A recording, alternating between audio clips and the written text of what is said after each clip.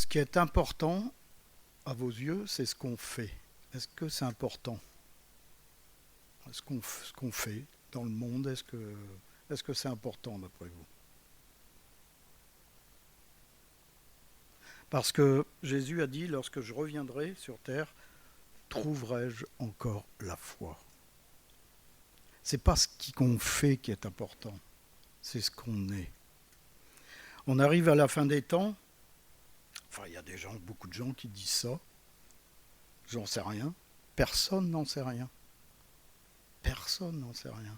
Alors c'est le message de la fin de l'année, vous savez, qui va vous mettre un petit coup derrière les oreilles, mais peut-être qu'il va vous obliger à vous poser des questions.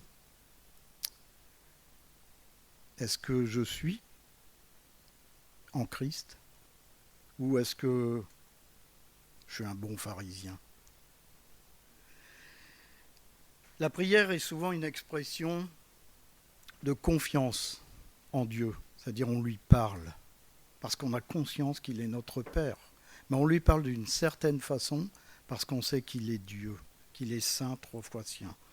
Mais il y a beaucoup de personnes, comme les pharisiens, qui prient le Seigneur et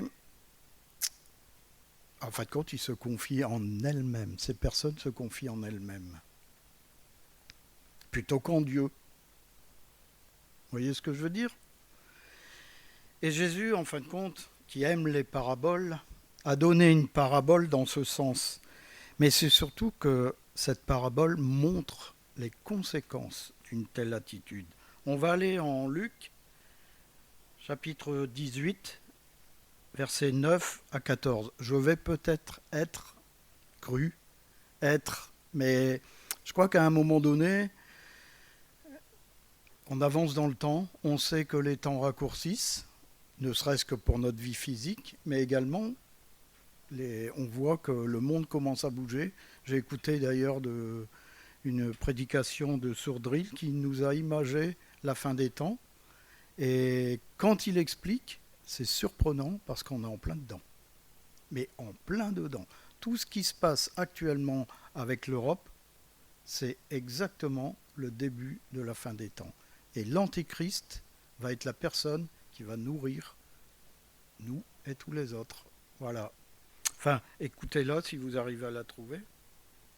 Donc, Luc chapitre 18, versets 9 à 14. Donc Jésus, il dit encore cette parabole en vue de certaines personnes se persuadant qu'elles étaient justes. Ça veut tout dire. Et ne faisant aucun cas des autres. 2 hommes montèrent au temple pour prier. L'un était pharisien et l'autre publicain. Le pharisien debout priait ainsi en lui-même. « Ô Dieu, je te rends grâce de ce que je ne suis pas comme le reste des hommes. » Ses chevilles, elles vont exploser. Qui sont ravisseurs, injustes, adultères, ou même comme ce publicain, c'est-à-dire la personne qui était à côté. Je jeûne 2 fois par semaine. Je donne la dîme de tous mes revenus. Verset 13. Le publicain, se tenant en distance, n'osait même pas lever les yeux au ciel. Mais il se frappait la poitrine en disant « Ô Dieu, sois apaisé envers moi qui suis un pécheur. » La conclusion de Jésus. « Je vous le dis, celui-ci descendit dans sa maison justifié plutôt que l'autre, car quiconque s'élève sera abaissé, et celui qui s'abaisse sera élevé. » Donc 2 hommes montent au temple pour prier. Un pharisien, un publicain, le pharisien superbement bien habillé. On le verra dans un texte plus loin.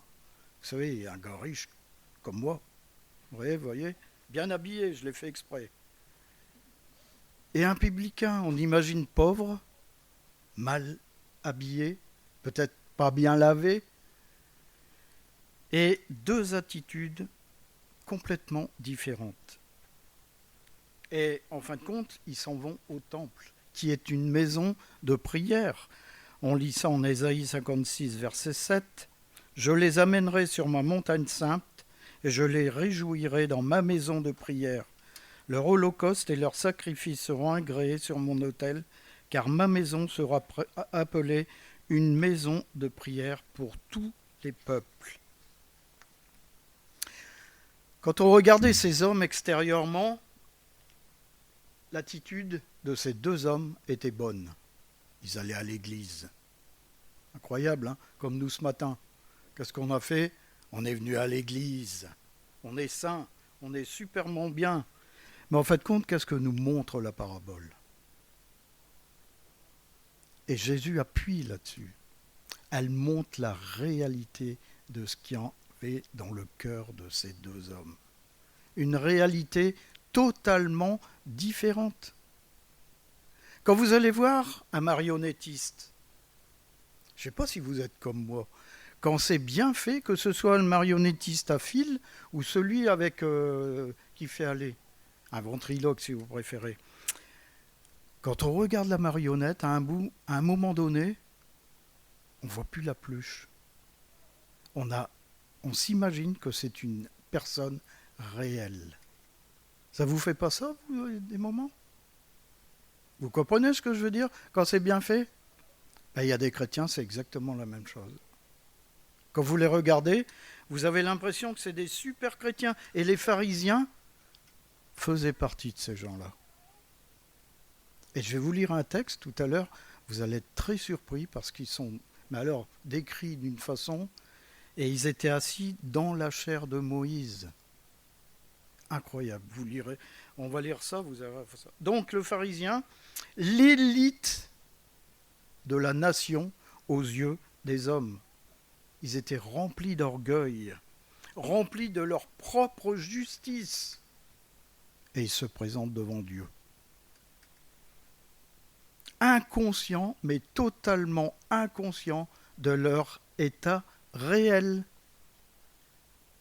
Des vulgaires marionnettes. Parce que la marionnette, quand le gars il enlève la marionnette, il la pose par terre, elle est morte. Est-ce qu'on est mort ce matin? Dieu ne s'attache jamais aux apparences. Il s'attache au cœur. Vous avez des gens qui vont vous condamner.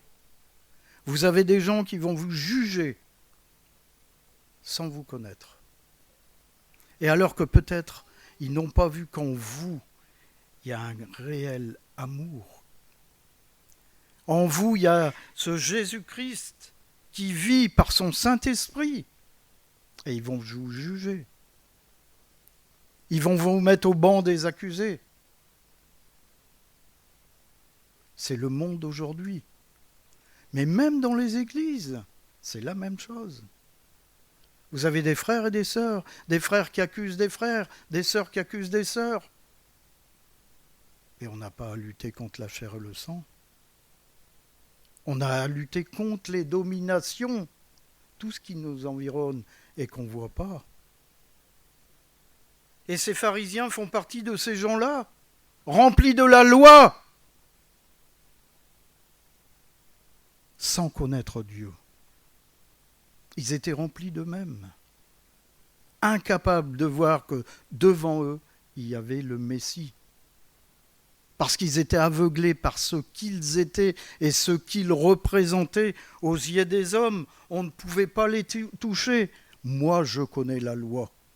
Moi, je connais ma Bible. Mieux que vous. Je suis capable de vous parler. Je suis plus grand que vous. Si je commence à vous parler comme ça, vous allez vous dire,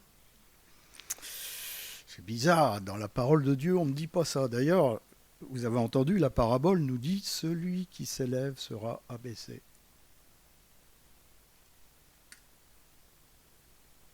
En fait, le pharisien se réclame de 5 choses. 5, dans la parole de Dieu, c'est la capacité humaine. Vous savez, si vous étudiez la numérologie dans la Bible, vous allez voir que 5, c'est la capacité humaine. Il n'est pas ravisseur, c'est-à-dire que je ne suis pas un voleur. Je ne suis pas un voleur, voilà. Il profitait de la dîme des gens, mais ce n'était pas un voleur. Il n'était pas injuste, parce qu'il avait la loi pour justifier ce qu'il faisait. Il n'était pas adultère. Il jeûnait. Il jeûnait. C'est incroyable, hein? Il jeûnait. Il donnait la dîme de tous ses biens. Enfin, quand si on regarde, ça, c'était sa propre justice. Il le faisait parce qu'il fallait le faire. Il l'avait vu dans la loi. Il ne le faisait pas pour l'amour de Dieu. Il le faisait pour satisfaire son moi. Voilà. Je m'élève. Je suis un bon chrétien. Et ce qui est malheureux, c'est que vous avez des chrétiens qui font ces choses. Et ils ont bonne conscience. Voilà, je vais tous les jours, tous les mardis, je suis aux études bibliques. Tous les vendredis, je suis aux réunions de prière. Tous les dimanches, je suis à l'église. Je suis un bon chrétien. Je suis un bon chrétien. Mais gloire à Dieu. Gloire à Dieu, parce qu'il ne s'attache pas à ça. Il s'attache à qui nous sommes. La première chose qu'il regarde en nous, c'est pas ce qu'on fait. Vous savez, nous, entre anciens, on a banni un terme. Il faut. À partir du moment où vous dites il faut, il y a quelque chose qui ne va pas bien. Mais non, Dieu ne s'attache pas à ce qu'on fait, il s'attache à qui nous sommes devant lui. Et ça, c'est important. Et en fin de compte, les gens qui font ces choses, en fait, ça leur donne bonne conscience. Mais le problème, c'est qu'un linge souillé, qu'ils vont poser sur ce qu'il y a de plus abject en eux, l'orgueil. Et cet esprit de supériorité, je vous rappelle que Dieu résiste aux orgueilleux, il fait grâce aux humbles. Ça veut tout dire. Et il y a beaucoup de chrétiens qui sont attachés malheureusement à la religiosité. Beaucoup. Et ils oublient l'élément principal, la vraie repentance. La vraie repentance, celle qui vient du cœur.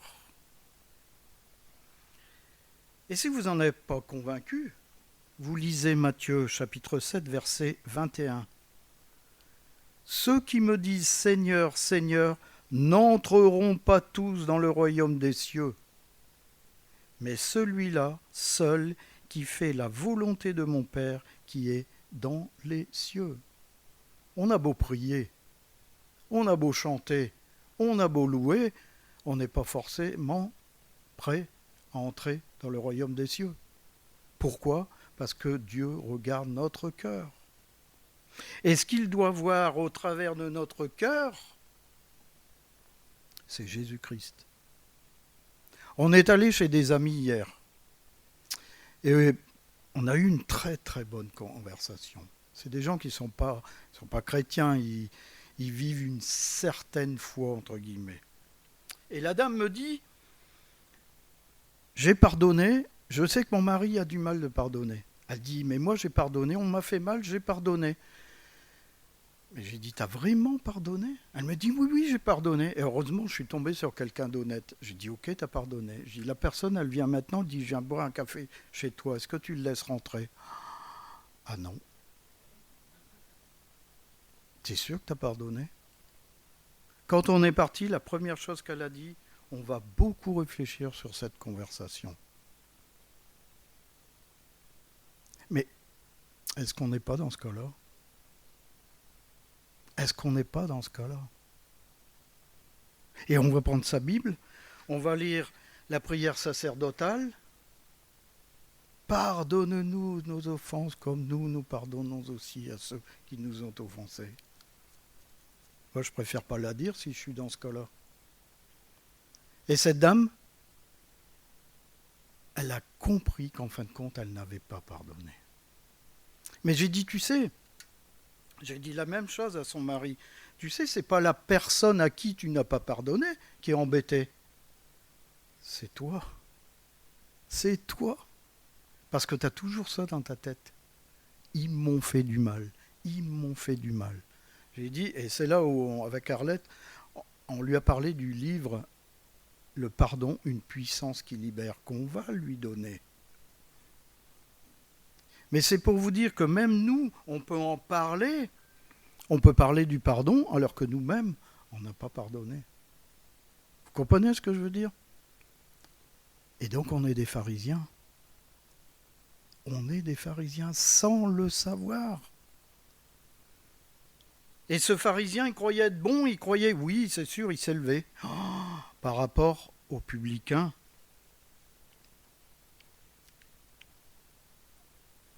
Parce que, je ne vous ai pas dit, c'est que si on porte ses regards sur Matthieu 6, versets 1 et 18, on ne va pas le lire. Hein. Vous le lirez chez vous. On peut remarquer que le Seigneur a dit une chose dans ces versets-là.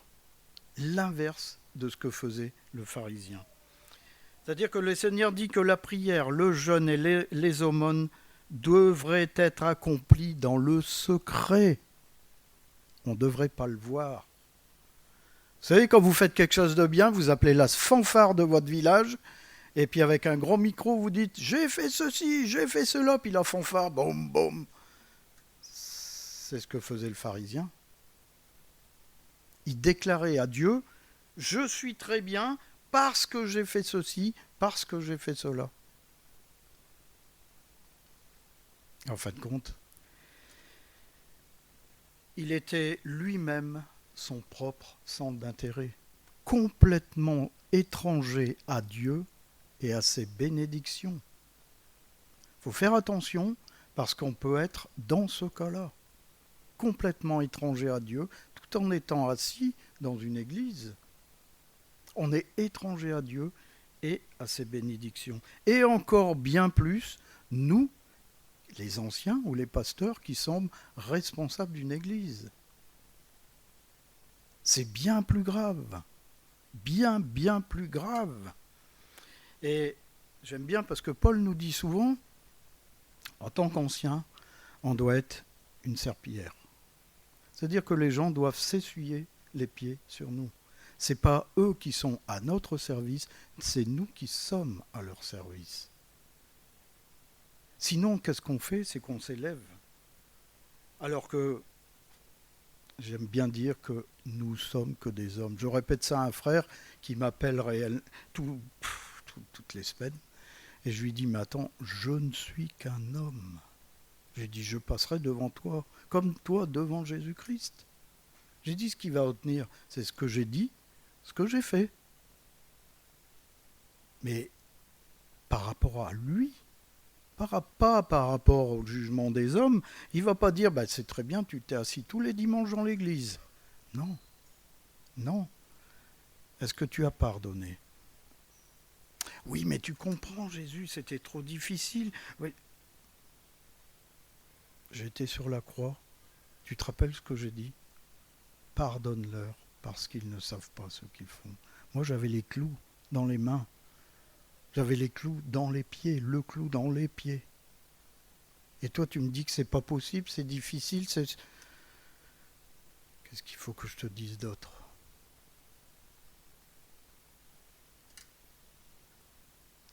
Et ensuite, maintenant, on en vient au publicain.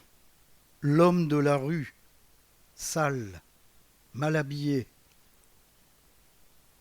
Lui, il a une conduite remarquable. Remarquable. La première chose qu'il fait, c'est qu'il se tient loin. Sa position est la plus éloignée. Vous avez déjà lu la parabole de la personne qui se met au premier plan dans un repas, et le gars lui dit, mais attends, c'est pas ta place, il faut que tu es derrière. Et Jésus dit, vaut mieux te mettre derrière qu'on vienne te chercher pour que dise, non, ta place, elle est là devant. Le publicain, lui, il était derrière. À la limite, faites comme si j'étais pas là. Il n'ose pas regarder le ciel, son attitude, parce qu'il se savait sale devant l'Éternel. parce qu'il se savait indigne de lever les yeux vers le ciel. Troisièmement, il se frappe la poitrine en marque de repentance. Il se savait pécheur. Est-ce qu'on connaît nos péchés? Est-ce qu'on se sait pécheur? Vous savez que le premier épître de Jean dit que celui qui dit qu'il ne pêche pas est un menteur. Pourquoi? Parce que Christ aujourd'hui est l'avocat auprès du Père. Il plaide pour nous. Ça peut arriver de chuter. Ça peut arriver d'avoir un moment de colère. Mais c'est s'en apercevoir et se mettre aux pieds de Jésus et dire « Père, pardonne-moi. Pardonne-moi. » Et lui, c'est ce qu'il a fait. Il a agi en disant « Mais je suis pécheur. » Et quatrièmement, c'est ses paroles. Il implore la grâce de Dieu. Parce qu'il a une confiance en Dieu, il sait qu'il est le seul à pouvoir lui faire grâce. Il dit « Ô Dieu, sois apaisé envers moi, pécheur, que je ne subisse pas ta colère. » C'est ça qu'il est en train de dire à Dieu. Il a un cœur, en fin de compte, sans fraude. Il est brut de pomme devant Dieu. Il est brisé par la conscience de son état. Est-ce que ça nous arrive d'être brisé par la conscience de notre état? Ou alors, je vais aller à l'église dimanche et ça passera. En fin de compte, il place sa confiance en Dieu. Bien que, en fin de compte, il ne connaisse pas pleinement Jésus-Christ et la grâce qui va avec. Et en fin de compte, Jésus était en train de monter à Jérusalem. Et qu'est-ce qu'il fait? Il prononce la justification du publicain. Il justifie le publicain. Vous imaginez la tronche du pharisien? Un grand connaisseur de la loi.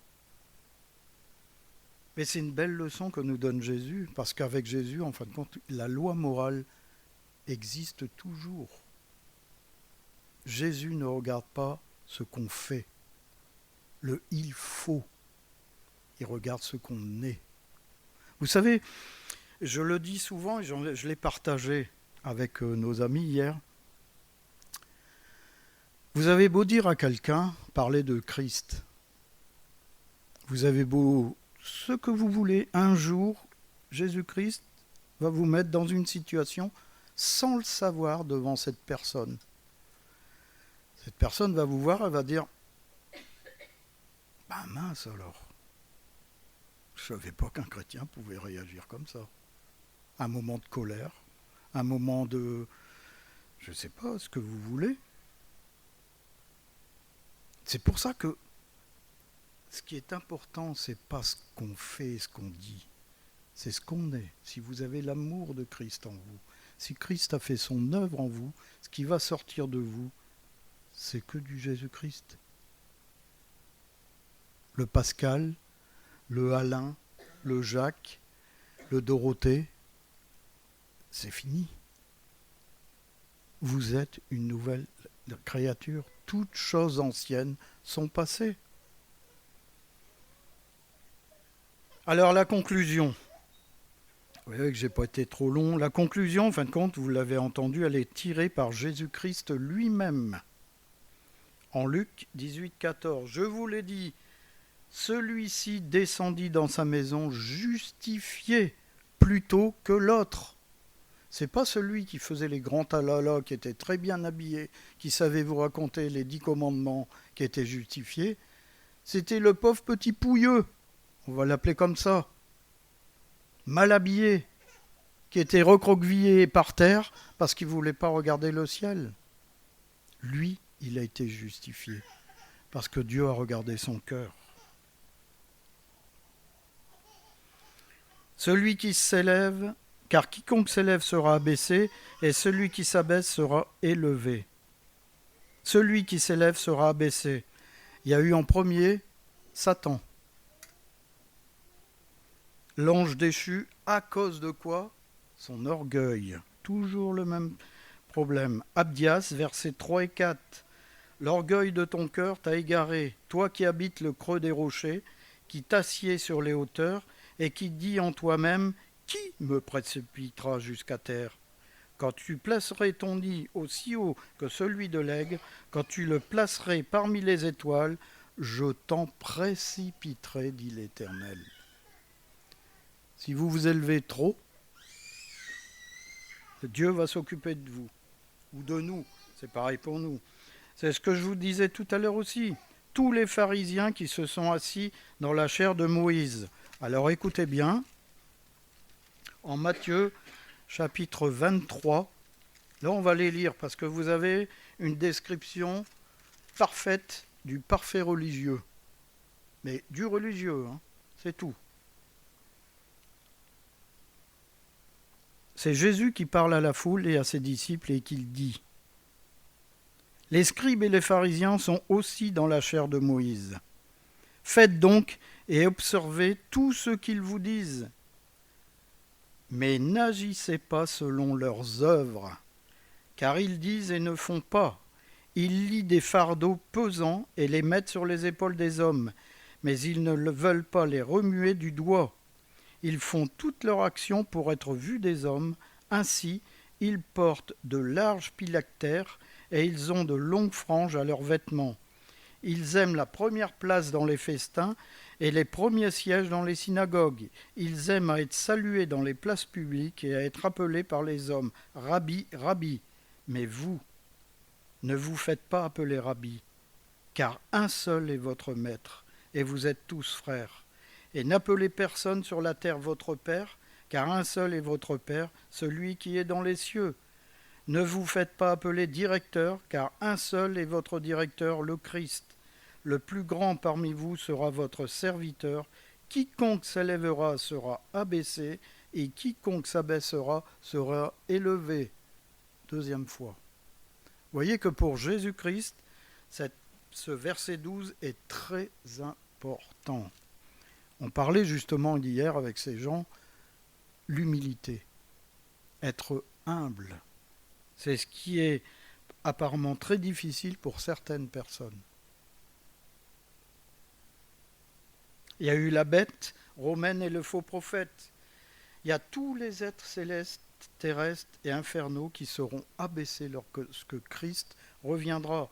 Ils plieront le genou à terre. Philippiens chapitre 2, versets 9 à 11. C'est pourquoi aussi Dieu l'a souverainement élevé et lui a donné le nom qui est au-dessus de tout nom, afin qu'au nom de Jésus, tout genou fléchisse dans les cieux, sur la terre et sous la terre, et que toute langue confesse que Jésus-Christ est Seigneur, à la gloire de Dieu le Père.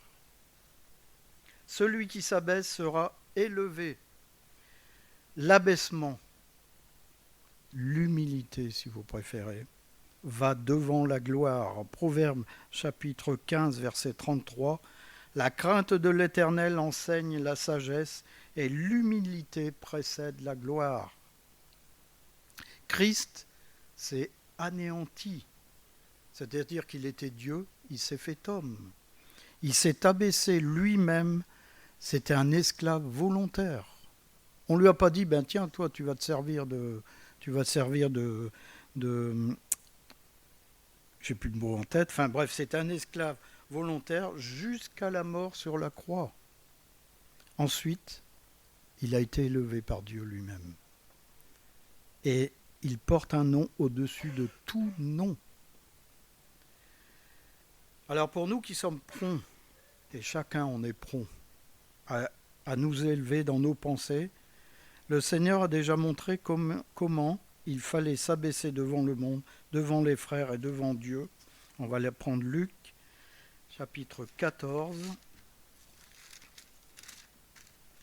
versets 7 à 11. C'est la parabole que je vous disais tout à l'heure. Il adressa ensuite une parabole aux conviés, en voyant qu'ils choisissaient les premières places. Il leur dit, « Lorsque tu seras invité par quelqu'un à des noces, ne te mets pas à la première place, de peur qu'il n'y ait parmi les invités une personne plus éminente que toi, et que celui qui vous a invité, l'un et l'autre, ne vienne te dire « Cède la place à cette personne-là ». Tu auras alors la honte d'aller occuper la dernière place. Mais lorsque tu seras invité, va te mettre à la dernière place, afin que, quand celui qui t'a invité viendra, il te dise « Mon ami, monte plus haut ». Alors cela te fera honneur devant tous ceux qui seront à table avec toi.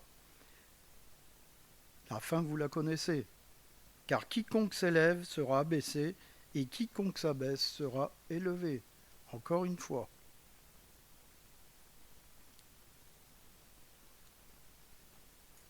Le chemin de la gloire est toujours celui de s'humilier. Et en faisant ça, on goûte aux consolations et aux bénédictions de Dieu. En 2 Corinthiens chapitre 7 verset 6, il est dit « Mais Dieu qui console ceux qui sont abattus nous a consolés par l'arrivée de Tite. » Et également, on goûte à la grâce de Dieu. 1 Pierre chapitre 5 verset 5 à 7, « De même, vous qui êtes jeunes, soyez soumis aux anciens, et tous, dans vos rapports mutuels, revêtez-vous d'humilité, car Dieu résiste aux orgueilleux, mais il fait grâce aux humbles. Humiliez-vous donc sous la puissante main de Dieu, afin qu'il vous élève au temps convenable. Et déchargez-vous sur lui de tous vos soucis, car lui-même prend soin de vous. » Et en Jacques, chapitre 4, verset 10, « Humiliez-vous devant le Seigneur, et il vous élèvera. » Alors ma question, qui j'espère vous trottera jusqu'à la fin de l'année pour démarrer une année nouvelle, alors, pharisiens ou publicains? Amen. On va prier.